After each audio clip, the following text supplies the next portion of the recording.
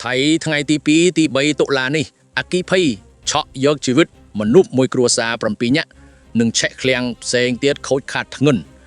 ក្នុងដើមខែតុលាឆ្នាំ2025នេះខេត្តរយ៉ាងប្រទេសថៃបានជួបប្រទះនូវហេតុការណ៍អគិភ័យដ៏ធ្ងន់ធ្ងរនិងគួរឲ្យរន្ធត់ផ្ទួនគ្នា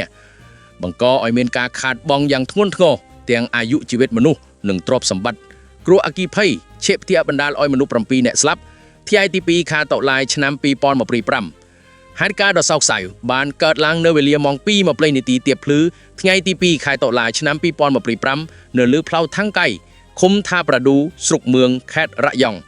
អគ្គិភ័យបានឆាបឆេបផ្ទះពលរដ្ឋថៃមួយកន្លែងយ៉ាងសន្ធោសន្ធៅដោយបានរីករាលដាលបណ្ដាលឲ្យផ្ទះសរុប3ខ្នងរងការខូចខាតជាខ្លាំង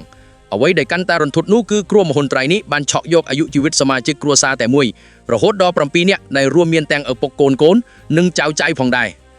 យោងតាមរបាយការណ៍អគ្គិភ័យនេះបានផ្ទុះឡើងស្របពេលមានអគ្គិភ័យមួយករណីទៀតបានឆេះនៅរោងចក្រផ្លាស្ទិកនៅទីក្រុងបាងកកដោយត្រូវបានគេប៉ាន់ស្មានថាករណីនៅបាងកកបណ្ដាលមកពីទូសេខ្សែភ្លើងហើយបាទចំពោះមូលហេតុពិតប្រាកដនៃការឆេះផ្ទះនៅខេត្តរយ៉ាងនិងការត្រួតពិនិត្យសាកសពគឺនៅស្ថិតក្រោមការស៊ើបអង្កេតយ៉ាងហ្មត់ចត់របស់មន្ត្រីនគរបាលថៃនៅឡើយបន្ទាប់គឺថ្ងៃនេះគ្រោះមហន្តរាយថៃពិតដោយអគ្គិភ័យឆេះឃ្លាំងស្តុកទំនិញកណ្ដាលក្រុងរយ៉ាងតែម្ដងនៅថ្ងៃនេះខែតុលាឆ្នាំ2025នេះមិនទាន់បានប្រមាណផងគ្រាន់តែឆ្លងផុតមួយយប់ស្រាប់តែមានហេតុការណ៍អគ្គិភ័យមួយទៀតបានកើតឡើងនៅវេលាម៉ោង 6:30 នាទីព្រឹកថ្ងៃទី3ខែតុលាឆ្នាំ2025ដោយបានឆាបឆែកឃ្លាំងស្តុកទំនិញមួយកន្លែងយ៉ាងសន្ធោសន្ធៅនៅតំបន់កណ្ដាលក្រុងរយ៉ង់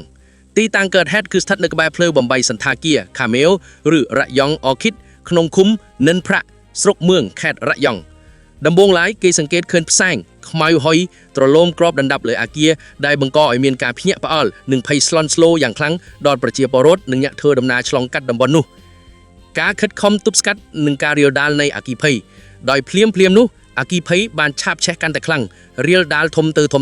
ដោយប៉ះពាល់ដល់ផ្នែកខាងក្រោយនៃហាងដែលជាឃ្លាំងស្តុកប្រេងម៉ាស៊ីនឧបករណ៍សំណង់និងគ្រឿងចក្រដែលជាកត្តាធ្វើឲ្យអណ្ដែតភ្លើងកាន់តែសន្ធោសន្ធៅហើយពិបាកនឹងគ្រប់គ្រងផងដែរ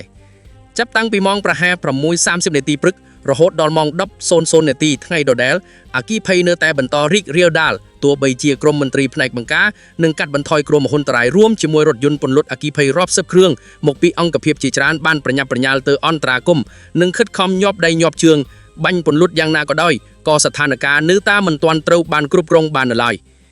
វិធានការសុវត្ថិភាពជាបន្ទាន់ដោយទន្ទឹមនឹងការប្រយុទ្ធប្រឆាំងនឹងអគ្គិភ័យមន្ត្រីនគរបាលចរាចរណ៍ក៏បានចាត់វិធានការភ្លាមបិទផ្លូវចរាចរណ៍ជុំវិញតំបន់កោតហេតុដើម្បីធានាសុវត្ថិភាពសាធារណជននិងទុកលទ្ធភាពឲ្យក្រុមពន្លត់អគ្គិភ័យធ្វើការអ្វីដែលគួរឲ្យបារម្ភបំផុតនោះគឺឃ្លាំងដែលឆេះគឺស្ថិតនៅជាប់នឹងស្ថានីយ៍ប្រេងសាំង Shell ថែមទៀតផងដែលបង្កឲ្យមានហានិភ័យនៃគ្រោះថ្នាក់កាន់តែធំហើយនឹងផលប៉ះពាល់នឹងការស៊ើបអង្កេតគិតត្រឹមពេលរាយការណ៍ព័ត៌មាននេះមូលហេតុពិតប្រាកដនៃអគ្គិភ័យឆេះឃ្លាំងទំនិញនេះនៅមិនទាន់បានត្រូវគេដឹងនៅឡើយទេហើយក៏មានរបាយការណ៍បញ្ជាក់ពីអ្នករងរបួសឬស្លាប់ក្នុងហេតុការណ៍នេះដែរអាជ្ញាធរនៅតែបន្តខិតខំប្រឹងប្រែងពន្លត់ភ្លើងនិងត្រួតពិនិត្យការខូចខាតលម្អិតក្រោយពេលគ្រប់គ្រងស្ថានភាពបានទាំងស្រុង